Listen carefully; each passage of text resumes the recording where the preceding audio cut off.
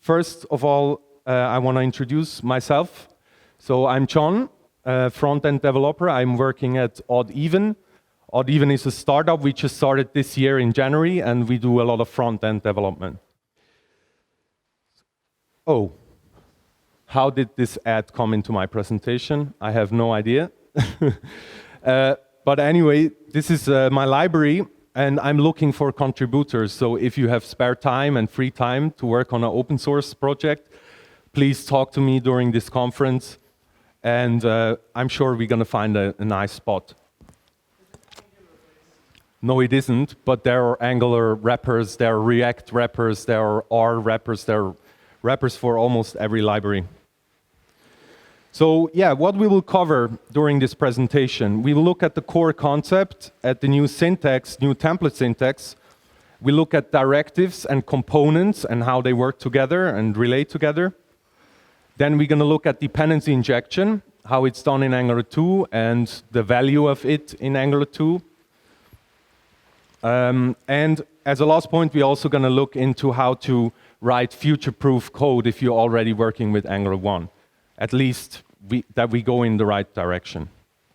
What we won't cover some basic modules like router, forms, testing, E2E testing, and of course, we also not going to look too much into core services like XHR and the services that are in the core of Angular.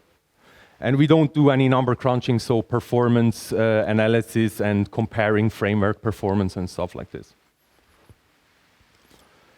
Yeah, first of all, the first part of this presentation will be about web standards. So a lot of that you probably already know, but it's important to maybe recap on that in order to understand some of the core decisions made in Angular 2, because it's really based on web standards.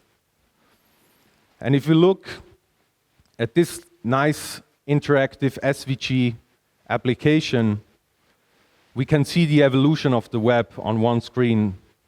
And we can also see when which standard was introduced in what browser. And what's also nice and kind of matching the theme, but you probably already knew, right? The first browser, Mosaic, was developed in Switzerland. Yes! SwissJS! Yeah, Switzerland rocks. So, yeah, when we look at this, 2008, HTML5 was getting popular, all browsers adopted all these new standards, and Chrome was introduced. The birth of Chrome was mid-2008, and Angular 1 was actually created 2009, right, the first version. So it's quite old already in web days. So a lot of the API decisions and all of this and how the library is designed is kind of based on these old technologies, let's say IE7, IE8, right? So sometimes today when we use Angular, we think, it's a little bit old school or rigid to use it, declaring all these things and very verbose sometimes. But I can promise you that's all fixed in Angular 2, which is also the reason why the architecture is so much different.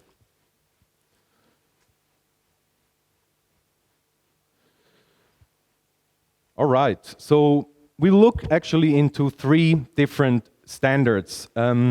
Object Observe is actually part of ECMAScript 6, of course, but I've listed it here separately because it's so important for the design of Angular 2.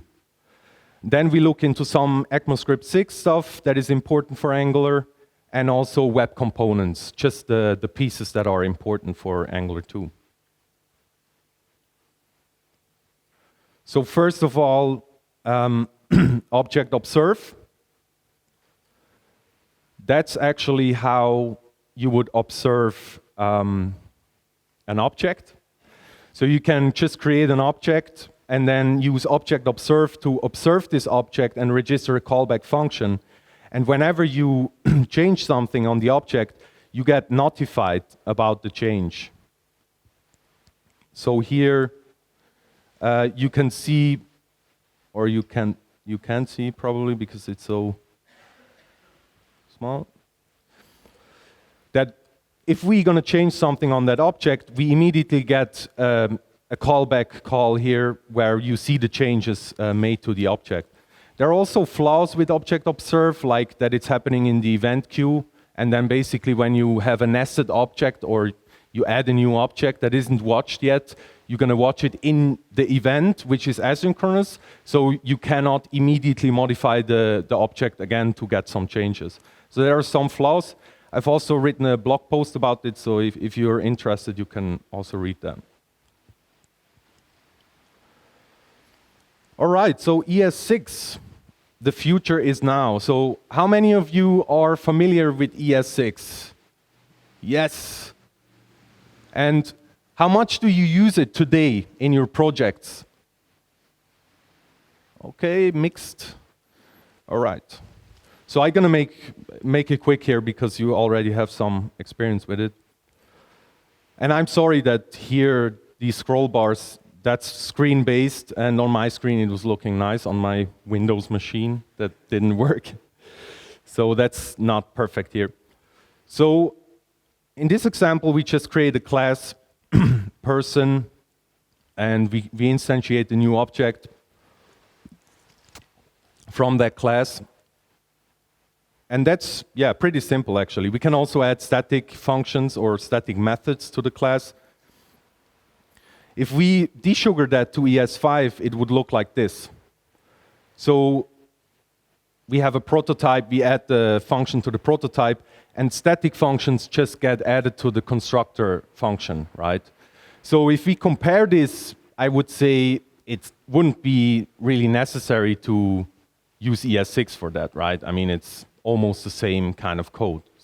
A little bit of, it's not so dry, like, and maybe not so intuitive, but it's almost the same.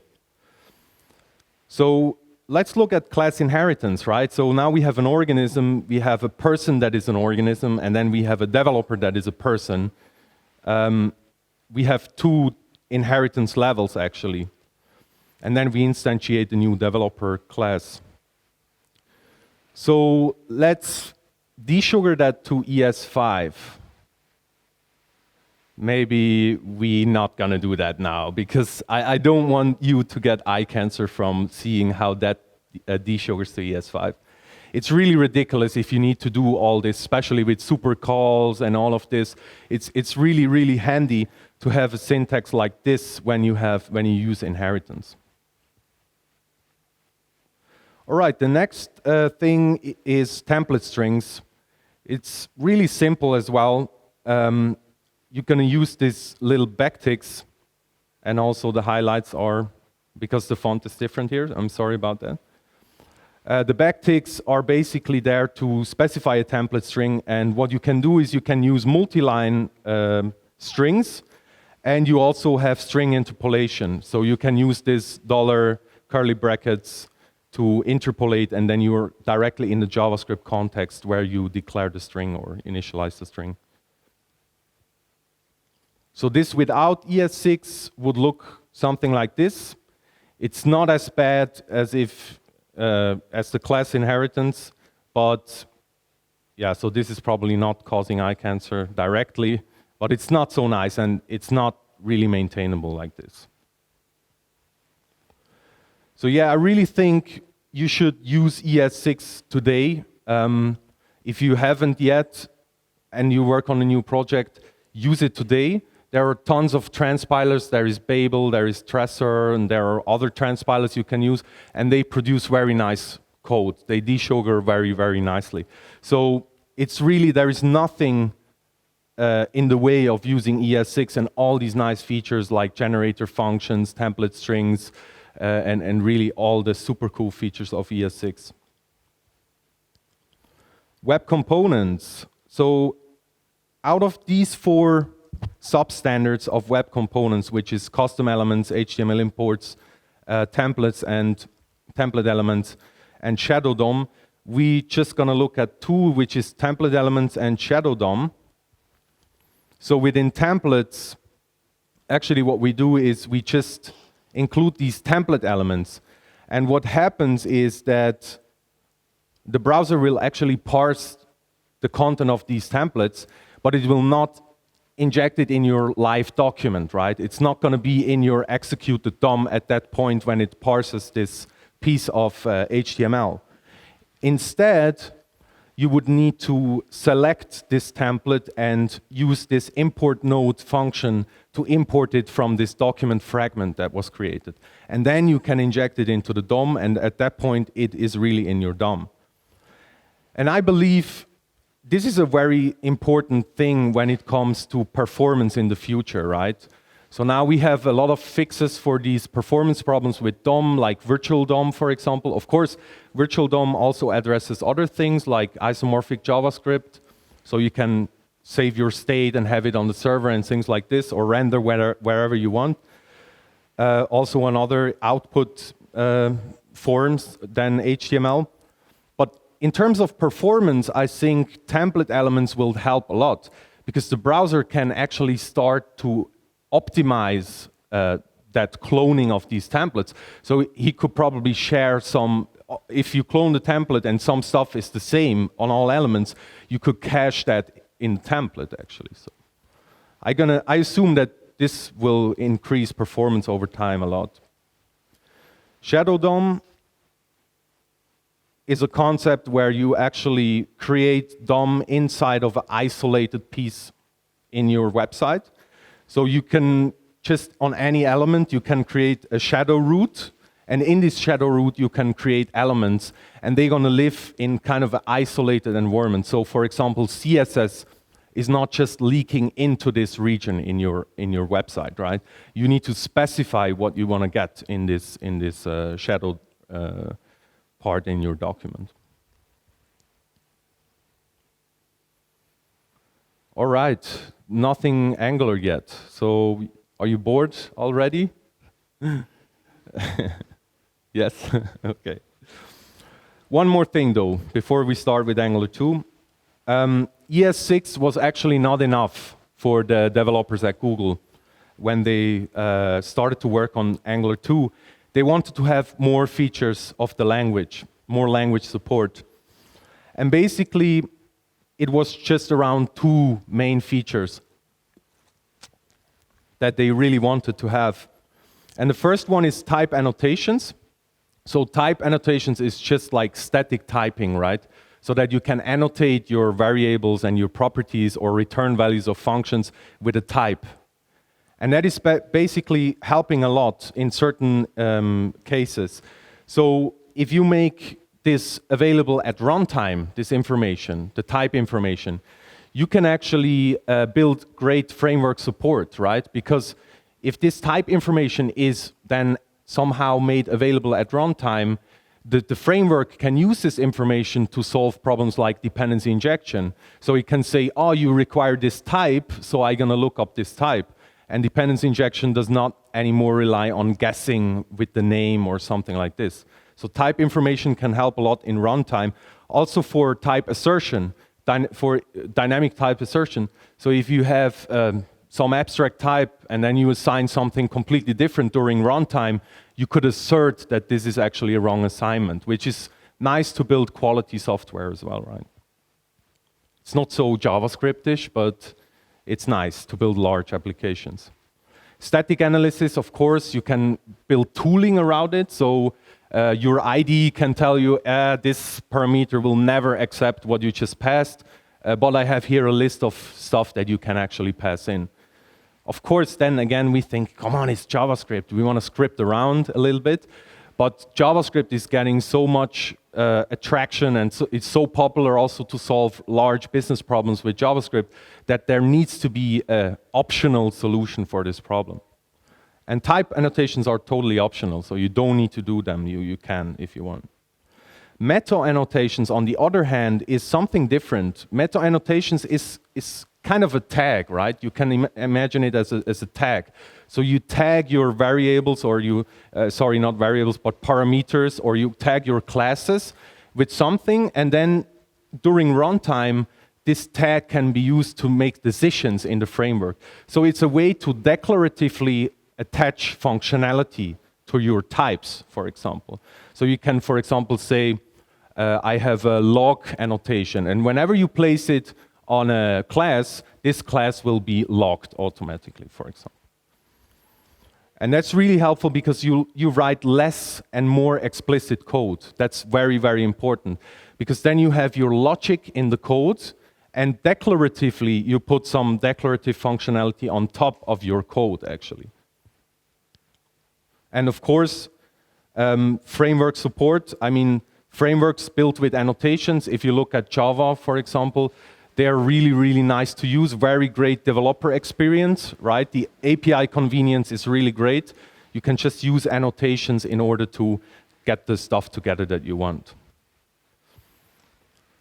Okay, so now we are getting into it.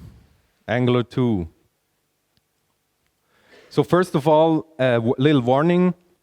Angular 2 is really heavily on the development, so if you're going to try it out now, in a few weeks, it's probably already not working anymore and you need to refactor your code.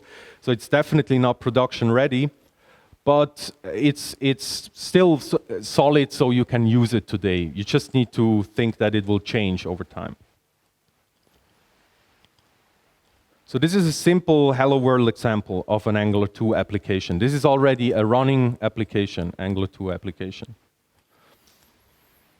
So here we have these meta annotations on the top of our class, right? We have a class app that has a property name with a constructor, and we have this meta annotation. So here we say this class is a component, and this class has also a view. We can declare this with declaratively used annotations, which is really great. We don't need to use inheritance and things like that, right? Template strings to specify our template, which we could also use template URL here, but for the example we use just a string template. And then we have type annotations. In this case, the type annotation is not really, probably for type assertion it's great, because if we would attach something else than a string, it would assert. So if we desugar this example to ES5, it would look like this. So the annotations get put into an array that is on a property annotations on the constructor function of your component in this case. So this was the case when Google used AdScript. So now they changed over to TypeScript. And TypeScript adopted the ES7 proposal for decorators. So now it's a little bit different, but the concept is exactly the same. They add this information to the runtime. Okay, so architecture. Let's look at the architecture of Angular 2. But first, we rewind a little bit and look at how things were done in Angular 1. So in Angular 1, we had a model, a view, and a controller, right? You can name it anything. You can also say model view, view model view presentation, whatever, or MVW, right? Model view, whatever. How they said Angular, they said always Angular is a MVW, actually. But I just call it model view controller, right? It's an MVC framework in the client. On the other side, we have directives, which is probably the core concept of Angular. And that's also the most beloved feature of Angular, right? It's this approach that you can composite your application from different components, reusable UI components, together into one application, right? Which is a great concept. And inside of the directive, you have, again, this model view controller life cycle in each directive. And then you have, if I look at it now, probably a more overcomplicated dependency architecture. So you can inject a lot of different dependency types or dependency artifacts, which is, in the beginning, it was great. And I mean, the engineering of that is really awesome. I mean, it's very, very well designed, but still it's probably a little bit over-engineered. It's too much that we don't use this. We can just have one service, right? Why do we need factories and all this? We can just have one type. So in Angular 2, this looks completely different and it's radically simplified. So in Angular 2 we have directives and we have components. And a directive is more like just behavior.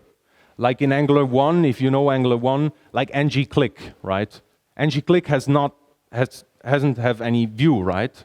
So there is no view in ng-click, it's just behavior. You attach behavior to your HTML. So the other case of a directive is a component where you have a view. So this directive is a directive with a template. So that's called a component in Angular 2. So you just have these two types of directives. And then you have, in the dependency injection area, you just have dependencies. I mean, you don't have types like factories and all of this. You just have injectables, let's say injectables. So you can inject anything you want. All right, so if we look at the bindings of Angular 2, so this is also simplified and really reduced to the minimum what's necessary. So we have two types of bindings. The first one is element property binding, and this is the syntax that kind of shocked me a little bit. I saw this syntax with these square brackets and I was like, oh no, not something that is not standard or whatever. And I looked at it quite often and then I was researching a bit and I saw that also in the specification of HTML, I mean, there is nothing wrong with special characters like this in your attribute names. It's perfectly fine, except IE8, he freaks out, but that's another topic. So I can see that people are a little bit hesitating on this syntax, but I really started to like it because it's a convention and it's very, very easy to follow.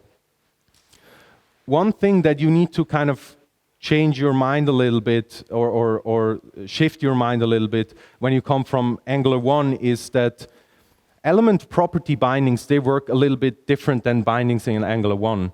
Element property bindings, they really bind stuff in your controller, like in your component class, like here we have a num property in our app component class.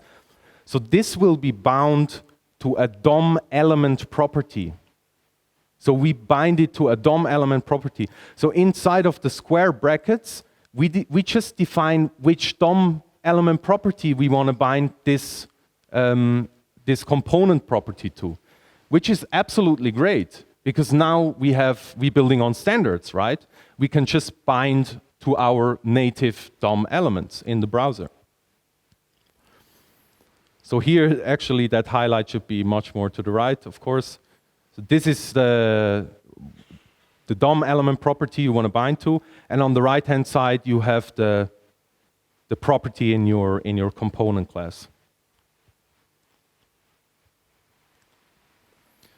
The second type of binding is an event binding. So here we use round brackets to specify event bindings. And this is also attached to your native DOM. So it's really, really simple to follow. What you do is you just add an event listener click on your element, and this click event listener will evaluate the expression on the right-hand side. So it's nothing, there is no magic anymore, which is really great. It got reduced to the minimum and there is no magic anymore. It's really, you bind to the click event and you execute this expression on the right-hand side. So if we look to some more event binding examples, here we listen for a keyup event on our input element, and then we call our onKeyUp function. We pass the synthetic $event that we have available there as the native DOM event object. And then what we do here in the onKeyUp is we generate a custom event. So here we just use event on the DOM element, we dispatch a new event, a custom event, and we name it 7, right? So what we can do then is we can just also listen for this event on our element. So in this round brackets here on the right-hand side, we listen also for this event, and then we call the function on our the callback function on our component. So you can see you can listen for the native events, but you can also listen for custom events. It's really built on the event model of the DOM. To sum it up, we have these two bindings, property bindings with square brackets and event bindings with round brackets. And there is no two-way binding anymore in Angular 2. So how much do you like the two-way binding of Angular 1? With all its magic happening in the background, you don't know really what's going on. Okay. Yeah, and even, I mean, even if you are like the two-way data binding, if you are a serious Angular developer, you should use ng model options as of 1.4, I think, to limit what events will trigger a model update, right? That is really what you should use when you do performance optimization in Angular 1. So instead of using all these extra features, you can just say, okay, I do it explicitly, and I say, this event is going to update my model, right? It's all about events. All right, let's look at the directives. In Angular 2, directives, they're even more of a core concept than in Angular 1. In Angular 2, it's all about directives. Everything is a directive. There is not even a global template anymore. You cannot use global templates and global controllers. Your application is a component. Your widgets on your application are components. So everything is a component. So here on the left-hand side, we have the application, which is a component.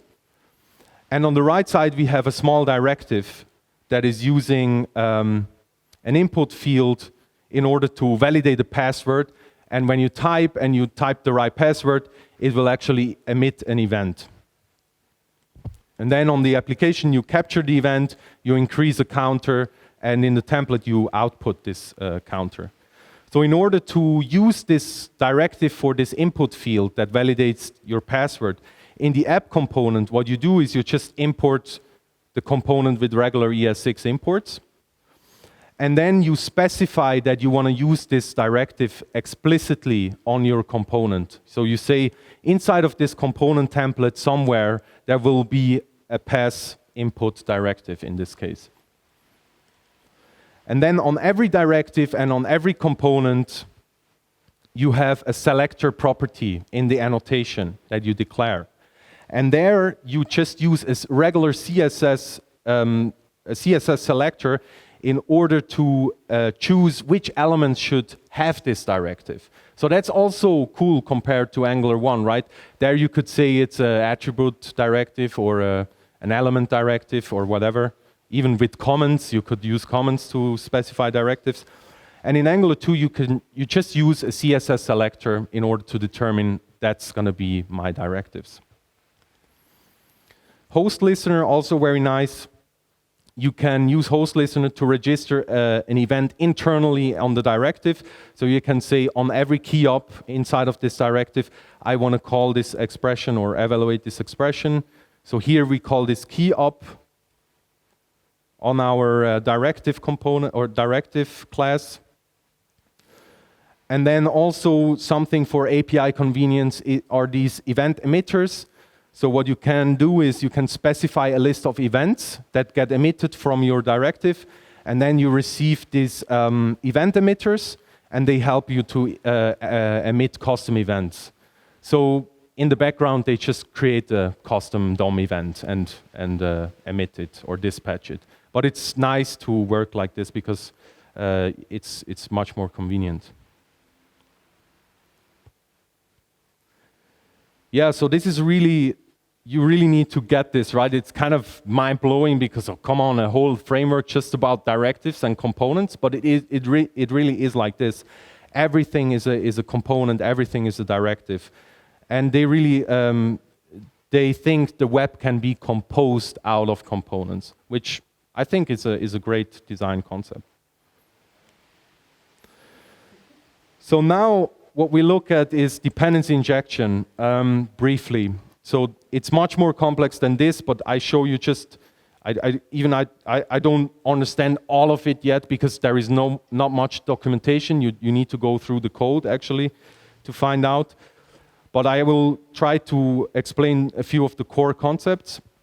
So you have actually 3 stages of injectors. An injector, not like in Angular 1, are inherited through your components. So the injector gets inherited and you can put more into your injectors that gets available. Then you have pre-existing injectors. There is a terminal injector that will throw an exception once all the other injectors didn't find your dependencies. There are also component injectors. They live on a component level. So if you have nested components, you have an injector on each component that inherits from the top component.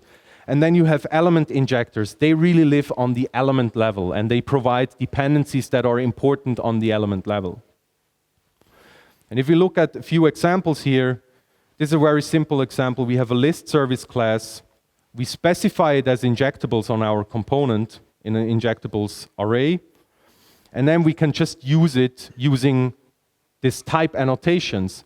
So now Angular is no longer relying on the name to determine and function toString, which could be anything, right? It's really based on this runtime type information. Another example where we use an abstract class and a concrete class, so we extend from the abstract class. And then we also specify our injectables. And at the constructor, in the parameter of the constructor, we use @inject annotation to tell Angular we want to have, it's of type hello abstract, but we want to have an instance of a hello concrete class at this point, which is also very helpful. You can also write this a little bit nicer.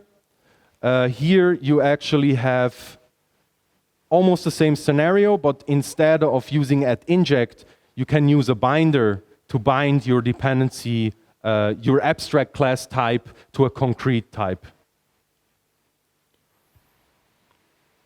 Element level injection, which is pretty handy once you're on the directives themselves and want to do some DOM manipulation or similar things. So here you can, for example, use ng element as a type. You just put the type on any kind of parameter name. And then you will have injected a wrapper that is actually containing a DOM element property, and this is the native DOM element, so there you can add event listeners or whatever you want. Some more element level injection. That's a very important injection annotation here at parent. So we know from Angular 1 this require, right, when you establish inter-directive communication. And in Angular 2, that's very important because you don't have a scope anymore. You don't have global controllers, global templates. You don't have a scope. So in order to, which is great, right, because scope was really the source of all problems in Angular 1. Not that it's very bad designed. It's designed nicely, but the problem is you can use it in so many ways. And it affects performance so much. So with this approach, you can actually inject the parent directive on your directive that is a child directive. You can even use a query list, so you can do a query for child directives. So from your parent directive, from your parent component, you can inject child directives. Attribute injection annotation, you can directly inject an attribute value from your element, which is also nice sometimes. You don't need to read it from the DOM. And property setter, you can inject the function. When you call it, you're going to set the property directly on your DOM element. So this is also very handy and great developer experience. So the last point, how to write future-proof code.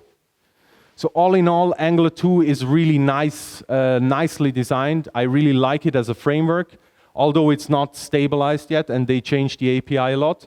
But they solved so many problems of Angular 1 and they simplified it and they removed almost all of its magic. So I mean, this is really a great achievement and I'm really looking forward to use it in production. So what can we do today in order with Angular 1 to write future-proof code?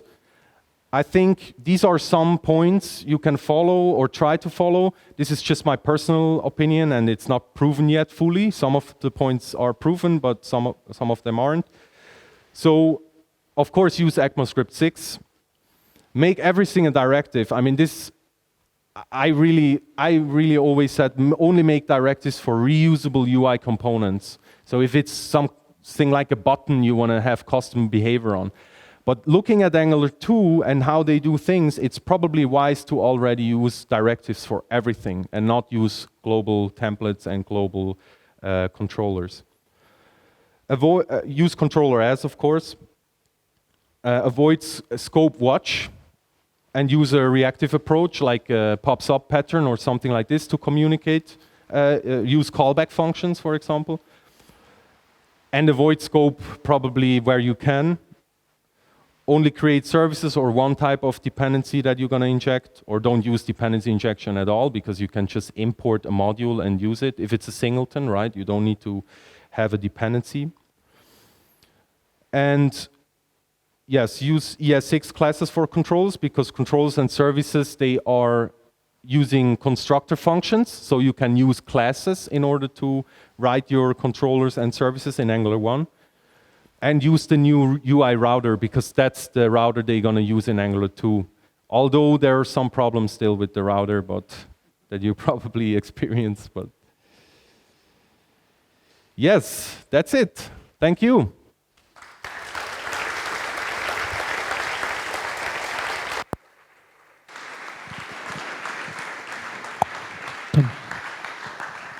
So we have a little bit of time for questions.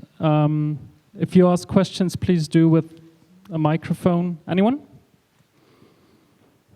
So either you understood everything or... Oh. Me, every time you said wrapper, I pictured MC Hammer. I made it very funny. Okay, one question is, you say we should use ES6, but it seems like it says we should use, the Angular says it's TypeScript. So while the decorator syntax isn't finalized yet, and type annotations aren't there yet, don't you think that you have to rewrite once they could make the switch? Or can you use ECMAScript 6 for Angular? Or yes. Do you really need TypeScript? No, you don't. I mean, you can write your annotations like I showed you the desugared example. So it's probably easier to use TypeScript because they decided to use TypeScript for their design now. But it was like this, right? TypeScript or AdScript, the script language they created at Google, they are really masters in creating script languages, right? Dart and all these languages. But actually AdScript was just a fork of TypeScript. They forked TypeScript and they added meta annotations because they also wanted to have meta annotations. So now TypeScript, they ask TypeScript, hey guys, now because you are purists, TypeScript, you always want to implement standard of the future, which is great. I really like that part of Microsoft. So actually then they thought, hey, now there is a proposal for ES7 decorators. Why don't you implement decorators already in TypeScript? And they decided to do it, so Angular had no reason anymore to use their own script language. And I think in terms of writing code, it's not a difference, right? Because maybe the internals gonna change, how they desugar, and then they need to use a different mechanism in the framework. But you write annotations, whether you use decorators or AdScript annotations. So I think, yeah, there is not really a reason. And you can just use plain ES6 as well, and no type annotations. Okay, thank you.